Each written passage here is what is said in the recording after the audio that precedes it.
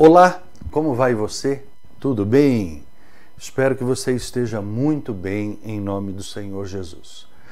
Nós vamos iniciar aqui hoje um novo assunto na Escola Bíblica Dominical. Você já deve ter pego o seu livro, não é? Que nós vamos estudar este livro aqui agora, EBD Gênesis. É uma série da NASA Livros, né? Que vai falar sobre o Antigo Testamento. Este é o primeiro livro da série Gênesis. Vai ser muito legal, muito bacana. O autor deste livro é meu amigo, pastor Vinícius Couto, nosso amigo e pastor da Igreja do Nazareno, ali na cidade de Vinhedo. Um grande estudioso, doutorando em ciências da religião, se não me falha a memória. Bom, muito bem. Feita aqui a apresentação do livro, a apresentação do autor do livro, nós vamos estudar, então, vamos começar hoje com a introdução ao livro de Gênesis.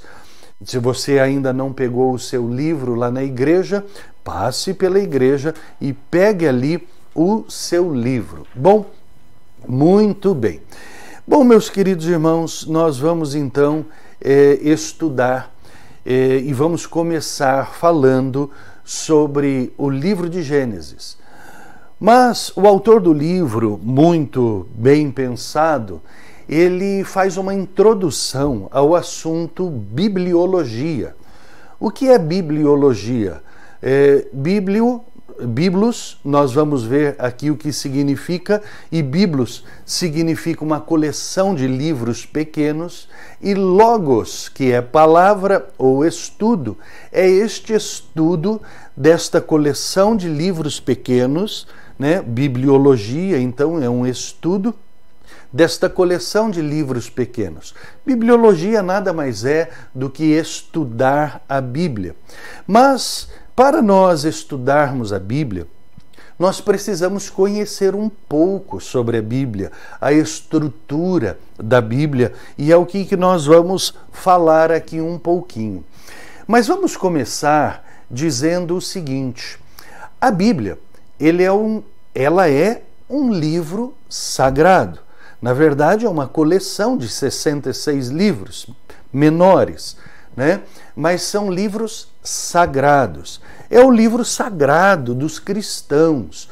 Como outras religiões têm os seus livros sagrados, como, por exemplo, o Islã tem o Alcorão como o seu livro sagrado. Os judeus, o judaísmo tem o Talmud como livro sagrado, ou a Torá.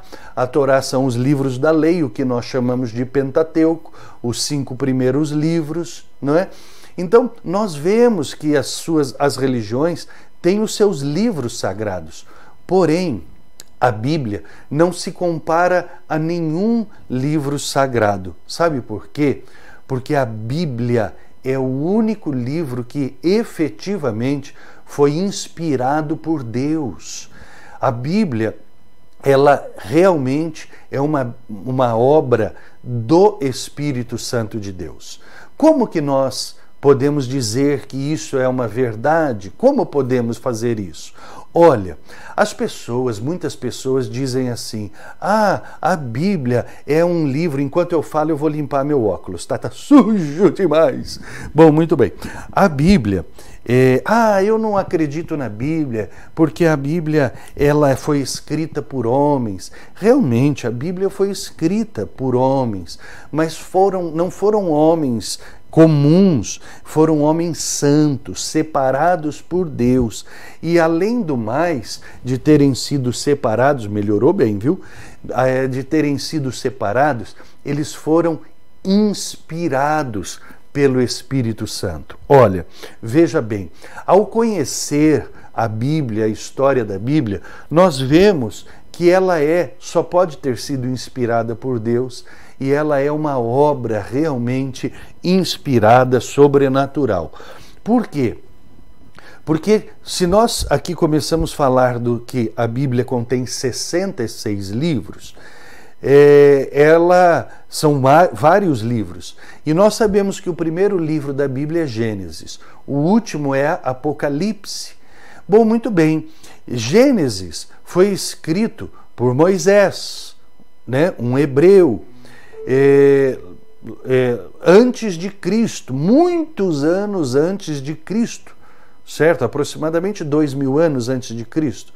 Quando nós pegamos aqui Apocalipse, escrito por João, que também era um judeu, porém um judeu helenista, um judeu de fala grega, em que nós vamos ver sendo escrito mais ou menos no ano 90 depois de Cristo.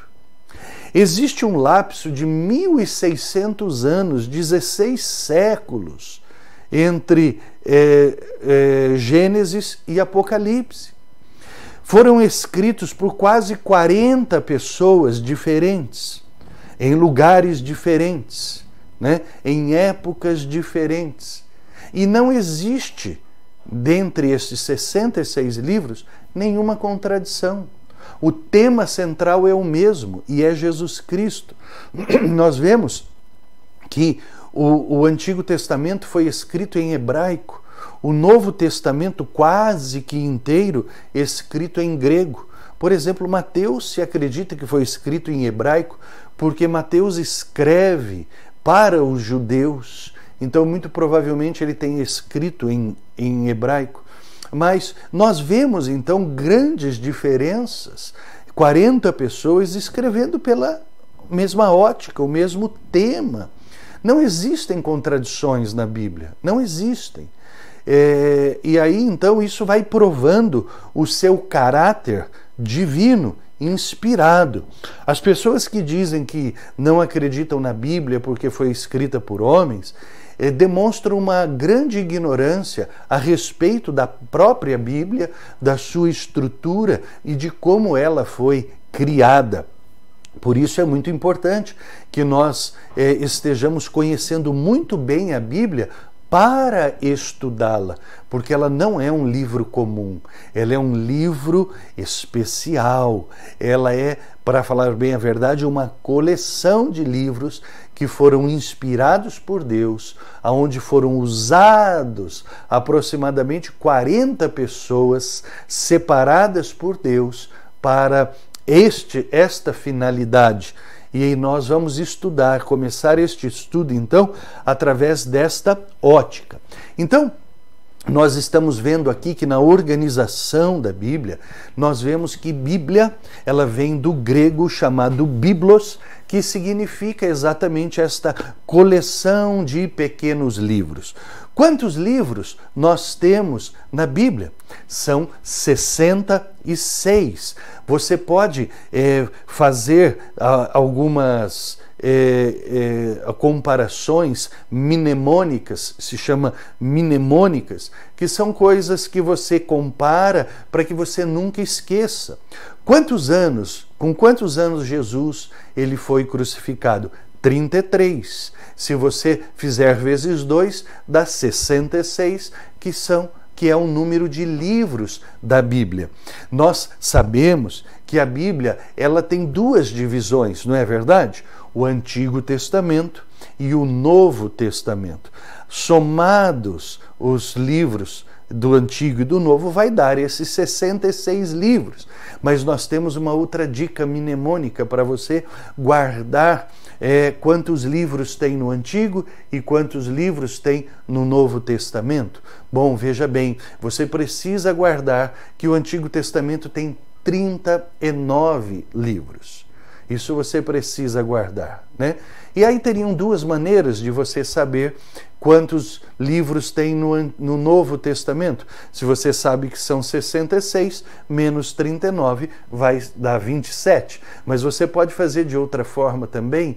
39 do Antigo Testamento. 3 vezes 9, 27. Olha aí. Muito bem. Então, você fica sabendo que a Bíblia ela é dividida em Antigo e Novo Testamento, 66 livros, que é o dobro da idade de Jesus, né? 39 tem o Antigo Testamento, 3 vezes 9, 27, 27 livros no Novo Testamento. Muito bem, essas são algumas curiosidades e algumas dicas, né? Bom, muito bem, mas nós vemos então que está falando sobre Antigo Testamento e Novo Testamento, certo? Mas o que significa a palavra testamento? E aqui começam então coisas muito importantes para nós entendermos. Testamento significa pacto, significa aliança. Então, nós vemos que a Bíblia, quando a gente fala em Antigo Testamento, fala sobre a antiga aliança, o antigo pacto. E o Novo Testamento vai falar do novo pacto, a nova aliança. Então, a Bíblia, meus irmãos, está dividida entre a antiga aliança e a nova aliança. Lembram quando Jesus disse: esse cálice é o cálice da nova aliança no meu sangue? Muito bem, então nós estamos vendo que o pacto que nós estamos falando era um pacto de sangue, né? E no Antigo Testamento, que nós vemos que era uma época de preparação, né? O pacto era feito se usando o sangue de animais, né? O sangue de um cordeiro. E no Novo Testamento vai se usar o sangue do Cordeiro de Deus que tira o pecado do mundo, que é o sangue de Jesus, que tem poder para purificar os homens. Você está conseguindo captar esta visão para que você consiga ou inicie o seu estudo da Bíblia? Então nós estamos vendo do Antigo Testamento, Antigo Pacto, e o Novo Testamento, o Novo Pacto. Mas também tem uma coisa muito interessante que nós precisamos ver para estudar a Bíblia. E fica muito mais fácil entender a Bíblia assim. Também nós precisamos entender o estilo literário de cada livro da Bíblia, ou de cada conjunto de livros da Bíblia. Muito bem, se nós falamos aqui, irmãos, que são 66 livros, foram aproximadamente 40 pessoas que foram utilizadas por Deus, inspiradas por Deus, para escreverem a Bíblia. E veja que Deus, é muito interessante como Deus trabalha. Deus, ele nos deu habilidades. Cada ser humano é diferente um do outro, não é verdade? Até filhos gêmeos, eles são diferentes um do outro. E quando Deus separou essas 40 pessoas para escreverem a Bíblia, Deus respeitou a personalidade de cada um, o estilo literário de cada um. Por isso que nós às vezes pegamos livros do Novo Testamento, por exemplo, e vou dar um exemplo aqui, Hebreus. Hebreus é um livro que ninguém sabe ao certo quem escreveu. Mas quando você começa a estudar a Bíblia, ali você começa a entender o estilo literário das pessoas. Eu, por exemplo, às vezes leio Hebreus e eu falo assim: nossa, aqui tem muitas características do estilo literário de Paulo. Mas também tem algumas outras nuances que parece que não é Paulo. Então parece que é alguma pessoa que talvez fosse muito próxima de Paulo que possa ter escrito o livro. Entendeu? Isso é muito bonito, porque Deus, ele, quando inspira uma pessoa, ele não está ali fazendo uma possessão. Não. Deus está inspirando. Inspiração divina é muito diferente de possessão demoníaca. Possessão demoníaca é algo que a pessoa é tomada pelo demônio e o demônio domina aquela pessoa totalmente. Lembra do Gadareno? Que havia uma legião de demônios sobre aquele homem, 60 mil demônios, não é? Sobre aquele homem, não é? Então, 6.000 demônios sobre aquele homem que dominavam ele. Não, inspiração divina não tem nada a ver com isso. Deus inspira a pessoa, né? Inspirou estas pessoas, mas as pessoas elas continuam tendo domínio sobre si próprias, né? Então, nós vemos que a palavra diz que o espírito está sujeito ao profeta. E aí então as pessoas elas mantiveram as suas características, as suas habilidades, o domínio próprio. E nós vemos então que a Bíblia ela tem diferentes estilos literários. Sim, diferentes estilos literários. E aí, então, quando você começa a ler a Bíblia, você vai vendo os diferentes estilos literários. O livro de Salmos são livros poéticos. Os livros de crônicas, de reis, são livros históricos, não é? Muito bem. E aí, então, nós vamos vendo que a Bíblia ela está dividida em grupos. Sim, nós vemos o Antigo Testamento, por exemplo, que nós vamos começar a estudar aqui, o Pentateuco. O Pentateuco significa penta, 5 livros da lei. Então, o Pentateuco são os primeiros 5 livros da Bíblia, que eles condensam ali os livros da lei, das leis de Deus. Nós vamos ver as divisões dos livros históricos, os livros poéticos e os livros proféticos, que são divididos entre profetas maiores e profetas menores. Você pode ver na página 8 do seu livro, que você vai ler, eu não vou falar tudo em detalhes, você precisa ler ali o seu livro. Este estudo que estamos fazendo agora é um estudo diferente do outro que fizemos, estudos sobre o batismo com o Espírito Santo, que era um estudo indutivo. Este não é indutivo. Este aqui é um estudo em que nós vamos fazer um estudo compartilhado. Eu vou dar a aula, mas os pequenos detalhes você vai descobrir lendo o seu livro, ok? Eu vou dar uma mastigada e você vai então depois ter que prosseguir com o seu estudo. Então nós vimos aqui as divisões do Antigo Testamento. O Pentateuco, os históricos, os poéticos e os proféticos, profetas maiores e profetas menores. No Novo Testamento, o que nós vamos ver? As divisões. Começa com os evangelhos, não é? Os 4 evangélicos ou livros biográficos, mas biografia de quem? De Jesus Cristo. Nós vamos ver depois os livros históricos, né? Ou melhor dizendo, o livro histórico, as epístolas e o livro profético, que é o Apocalipse. Muito bem? Então, você vai ver aí na página 8 e 9 as divisões e, dentre as divisões, os livros que fazem parte destas divisões. O autor aqui, o pastor Vinícius Couto, ele coloca também um tópico para se falar sobre livros apócrifos. Isso é muito importante ser falado.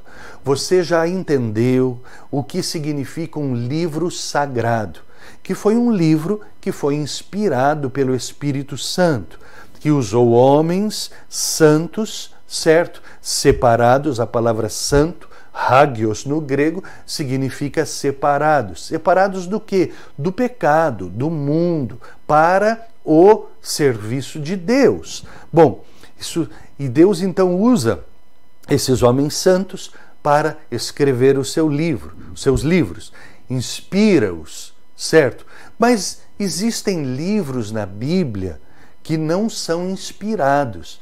Ah, pastor, na minha Bíblia tem livros não inspirados? Se você usa uma Bíblia evangélica, não. Todos os livros da Bíblia evangélica são inspirados. Mas se você usa uma Bíblia católica, a Bíblia católica tem alguns livros apócrifos que não são inspirados. Apócrifo significa espúrio, oculto, escondido ou não inspirado. Então, a Bíblia católica, ela é um pouco diferente da Bíblia, né? Da Bíblia sagrada, vamos dizer assim, considerada sagrada. Por quê?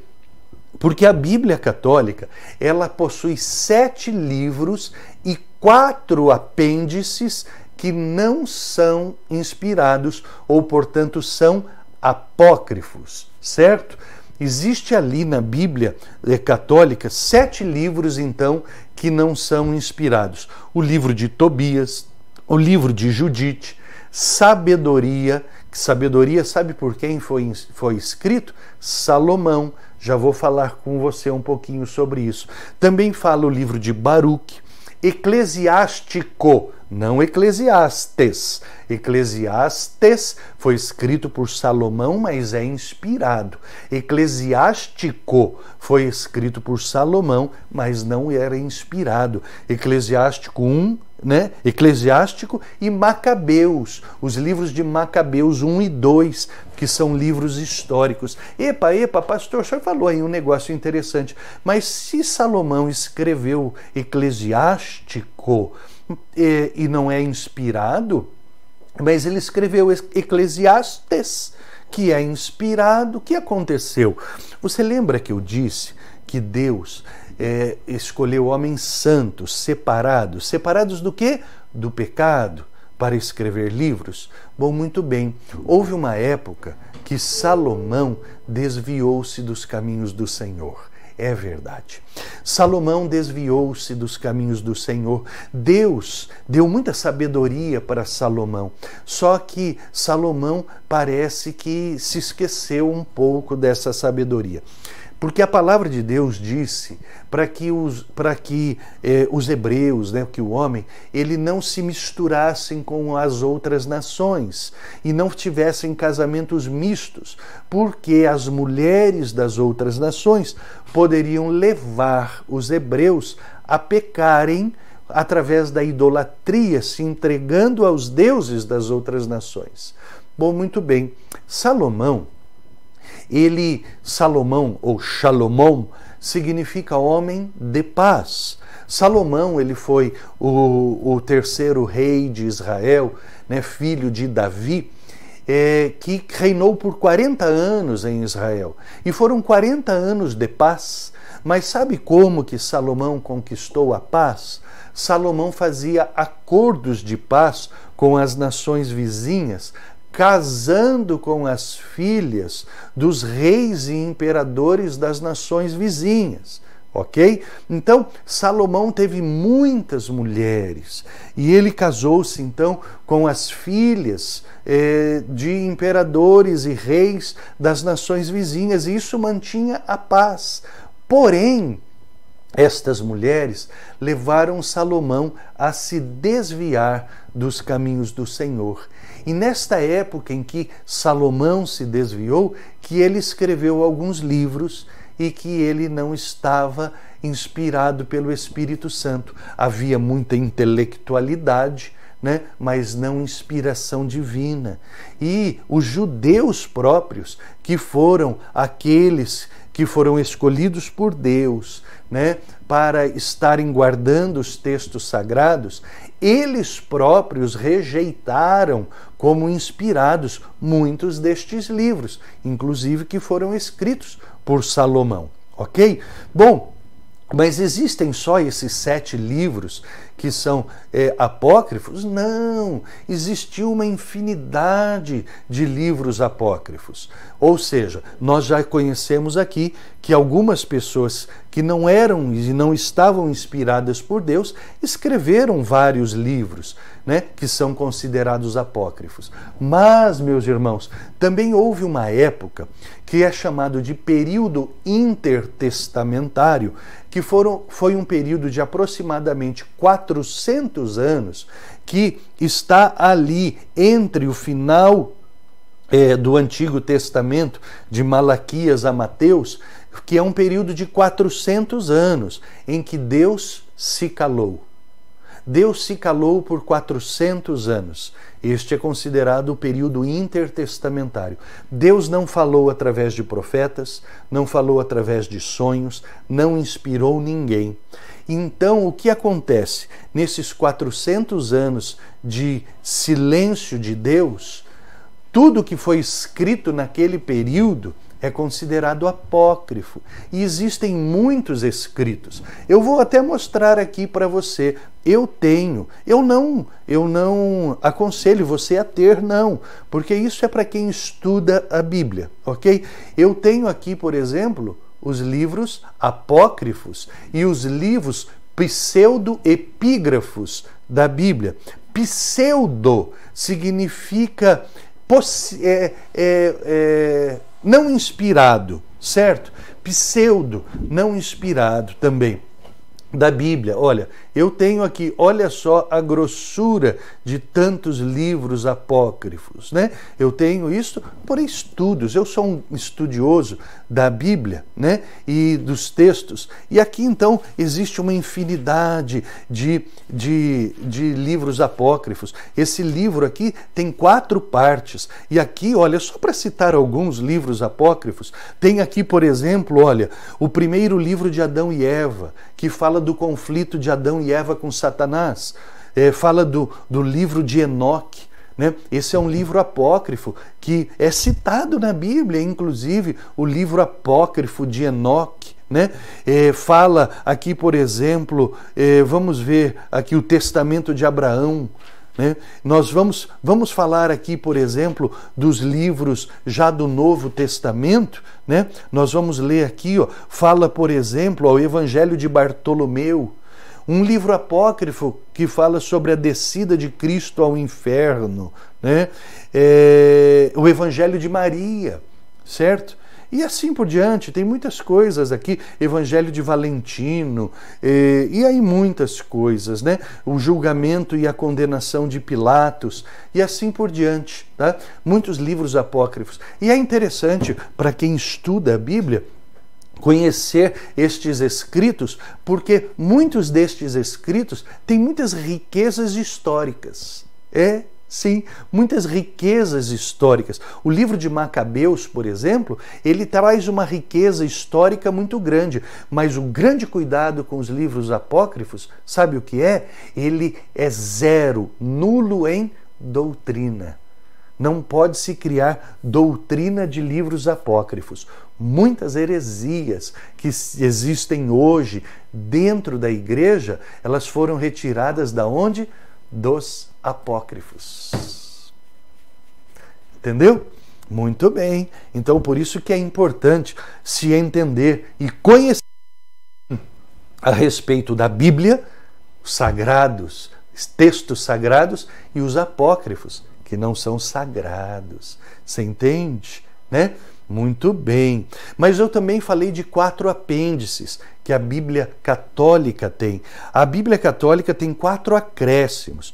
Tem ali no livro de Esther, né, o Cântico dos 3 Santos Filhos. Isso não está nos textos sagrados. No livro de Daniel, a história de Susana e Bel e o dragão. Também ali está esses acréscimos, ok? Então, dá uma olhadinha na sua Bíblia. Eita, é verdade. Eu vou até contar um caso aqui interessante, né? Tem muita gente na igreja evangélica que utiliza Bíblia católica e às vezes fica perdido, né? Por quê? Exatamente por isso. Dá uma olhada na sua Bíblia para ver se não é uma Bíblia católica. Ah, como eu vou descobrir? Procura lá no índice. Se tiver o livro de Tobias, de Judite, Sabedoria, Eclesiástico, 1º e 2º Macabeus, é uma Bíblia católica. Né? Aí compra uma Bíblia evangélica, não joga fora não joga fora a Bíblia católica, deixa ela ali guardadinha, mas compra uma Bíblia evangélica, né? Que é uma Bíblia sagrada, só tem livros inspirados, né? Mas uma coisa engraçada que eu me lembro uma vez eu estava chegando na igreja do Taquaral, quando eu comecei o meu ministério em Jundiaí, fui para Louveira, né? como missionário para abrir a igreja de Louveira. Eu e minha esposa abrimos a igreja de Louveira, ficamos pastoreando esta igreja por 2 anos e meio e depois eu vim para Campinas e ali em Campinas a primeira igreja que eu pastoreei em Campinas foi a igreja do Taquaral e depois fui aqui para o Ouro Verde, né? E encontrei o melhor povo da terra, aleluia, né?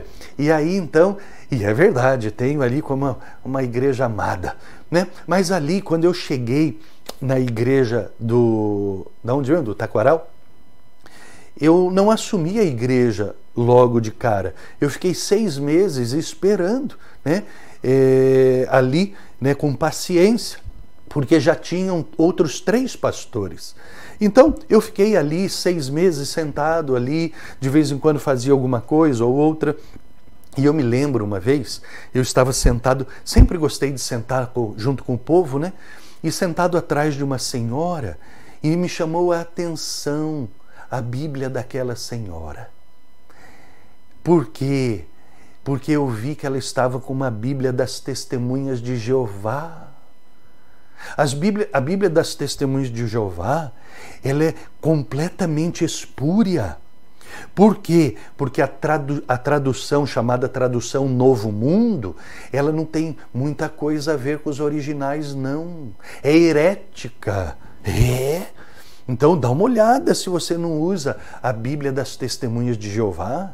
E aí o que aconteceu? Eu, na hora que vi aquela senhora, né, com aquela Bíblia, eu bati assim no ombro dela, dei um abraço bem gostoso nela e falei: minha irmã querida, não vou citar o nome dela aqui, minha irmã querida, posso lhe dar um presente? Na verdade é uma troca.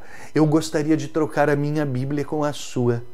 Aí ela ficou meio assim, eu estava com uma Bíblia nova, eu falei assim: eu quero dar de presente essa Bíblia nova para a senhora, mas deixa eu ficar com a da senhora, né? E aí ela, muito bem, muito obrigado, ficou muito feliz, me beijou, me abraçou e tal. E aí depois, né, com o tempo, eu fui explicando numa aula a respeito dessa, como estou falando aqui para vocês, a irmã entendeu.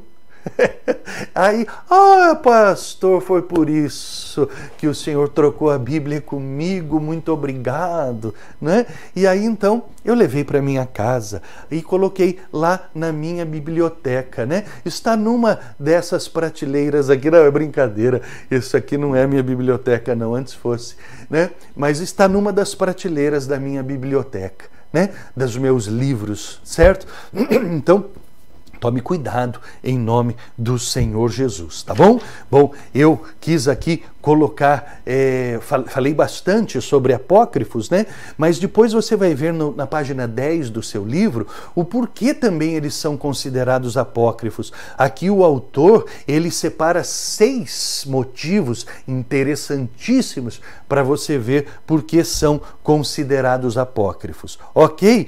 Bom, muito bem. Nós estamos aqui estudando, fazendo uma introdução da Bíblia, né? Muito interessante. E a Bíblia, então, ela tem 1189 capítulos. 1189 capítulos. Pastor, é muito grande. Minha querida, 1189 não é pequeno, mas se você ler 4 capítulos por dia, só 4, né? Capítulos por dia, em 1 ano você leu a Bíblia inteira. 4 capítulos só por dia. Em 1 ano você lê a Bíblia inteira, né? Mas, pastor, mas eu não entendo muito bem a Bíblia, não faz muito sentido. Sabe, entenda uma coisa.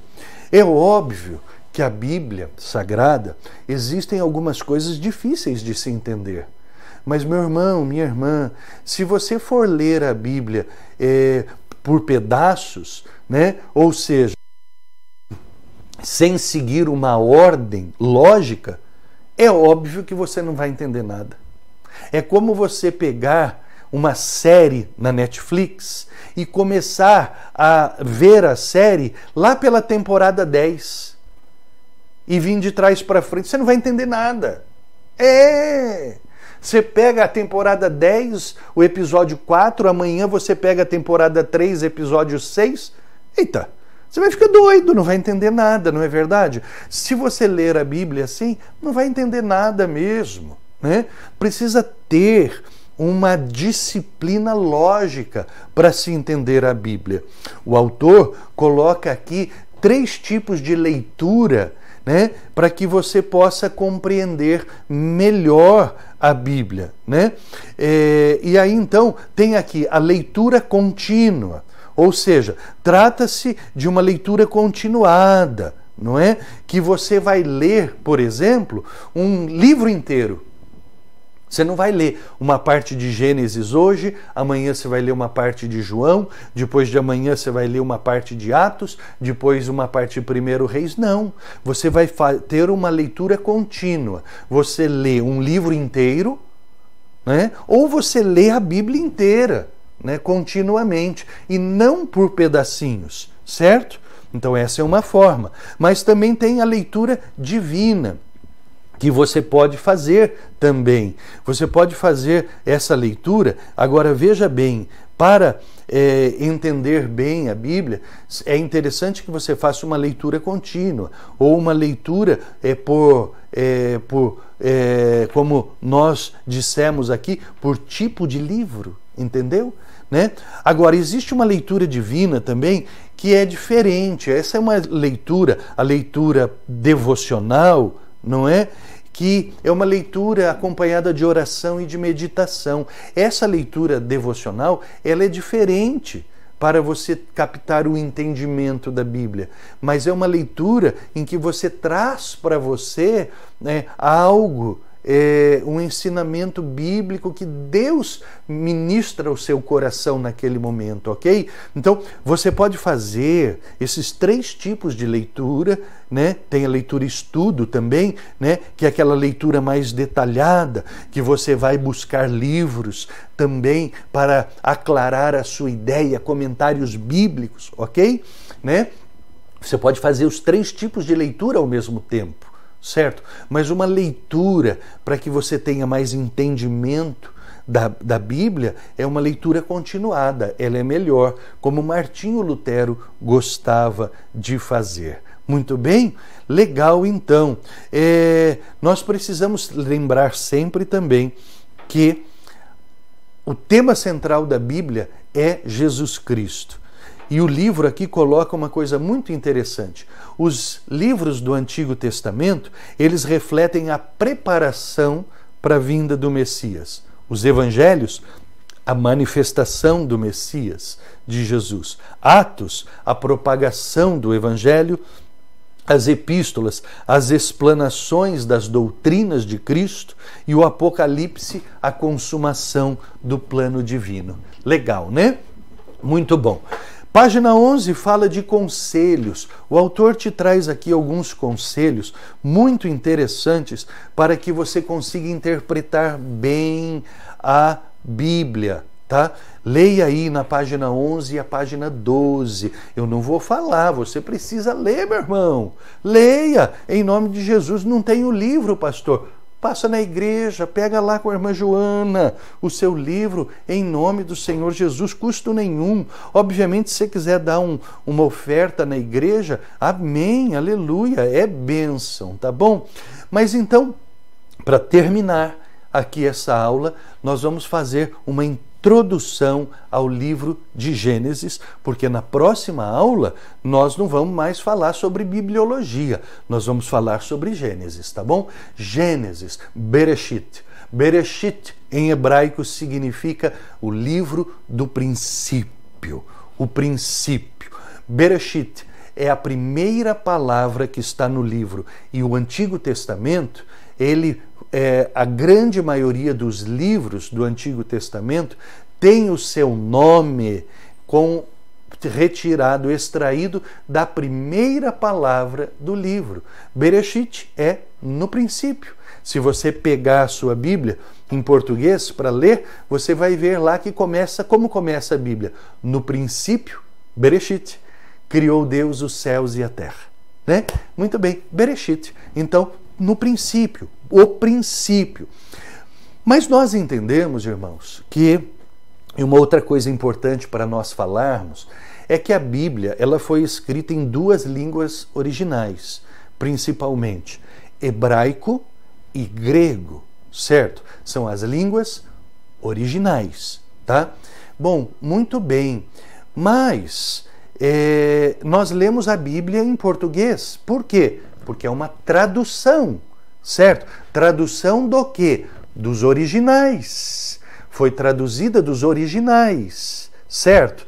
Agora, essa tradução ela precisa ser fiel aos originais. Por isso que eu disse para você da tradução Novo Mundo das Testemunhas de Jeová que não são fiéis às línguas originais, ok?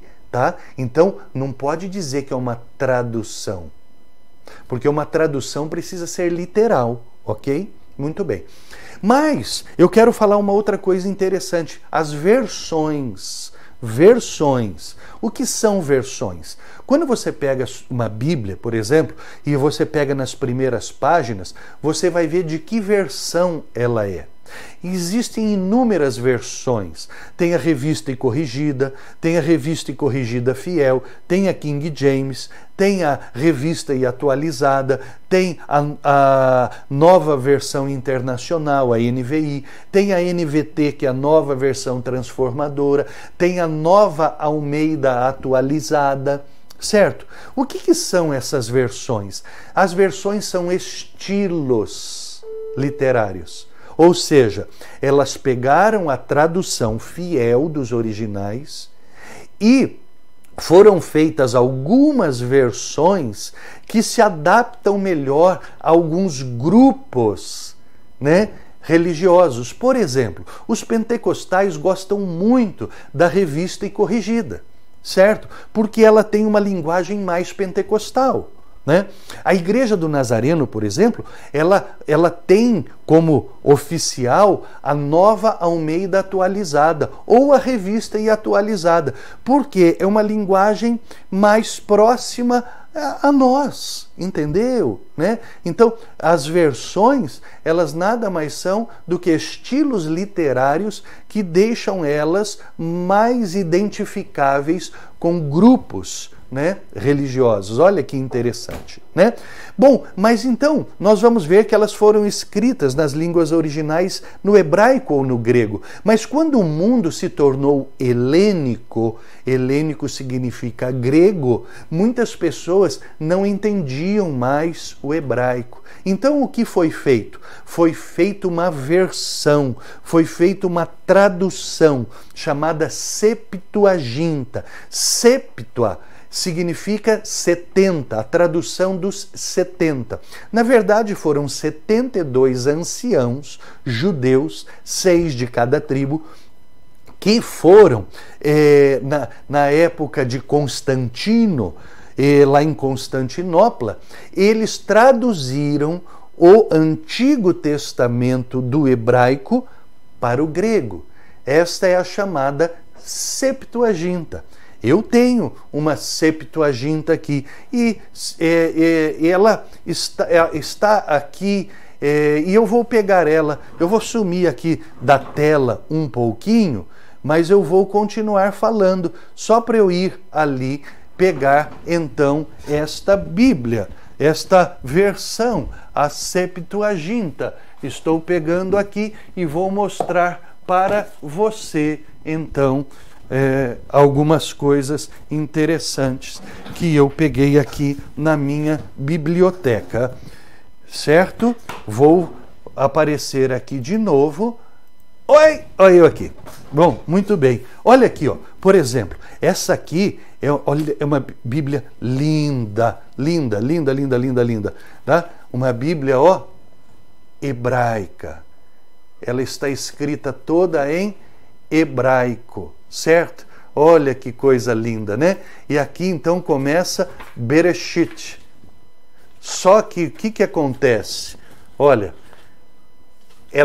o hebraico é escrito para nós, né? De trás para frente. Então, ela começa no final, certo? E você pega aqui, vou pegar aqui então Gênesis, Bereshit. Aqui, ó, Bereshit, né? E aqui então vai começar aqui, Bereshit, tá? Vai começar aqui então a lermos a Bíblia. Essa é hebraica, tá? A Bíblia hebraica. Aqui, ó, a Septuaginta. Ui, ficou branco. Septuaginta. Consegue ler? Muito bem. Essa aqui, ó, ela já está escrita em grego, né? Deixa eu colocar aqui, olha aqui, Gênesis. Vamos dar não deu muito foco, né? Gênesis, muito bem. A Septuaginta, né? Septuaginta e a Bíblia hebraica. Você está vendo, né? E aí então é coisa linda essas coisas, tá? Então essa foi a Septuaginta aqui, a tradução dos 70, tá? Que traduziu então os escritos do Antigo Testamento, porque naquela época ainda não tinha o Novo, o Antigo Testamento do hebraico para o grego. Bom, muito bem. Então, o livro de Gênesis é o livro dos princípios, certo? Muito bem. E aqui você vai ver, é o princípio do universo, o princípio da humanidade, o princípio da família, o princípio do matrimônio, o princípio do pecado, o princípio da morte física, o princípio da salvação e o princípio do povo hebreu. Muito bem. Chegamos aqui ao fim. Na página 14 tem um questionário para você fazer. Dá uma lida aqui, né? E você tem condições de responder sobre o que nós falamos hoje. Foi muito gostoso falar aqui com você. É gostoso dar aula, né? Semana que vem, a lição 2 vai falar sobre a criação. A criação, né? Nós vamos falar então sobre o princípio de todas as coisas, a criação divina. Eu espero que você tenha gostado muito dessa aula. Eu espero, viu, querido? E eu gostei muito de dar essa aula aqui para você. Nos encontramos de novo na semana que vem, em nome do Senhor Jesus. Beijo no seu coração. Deus abençoe.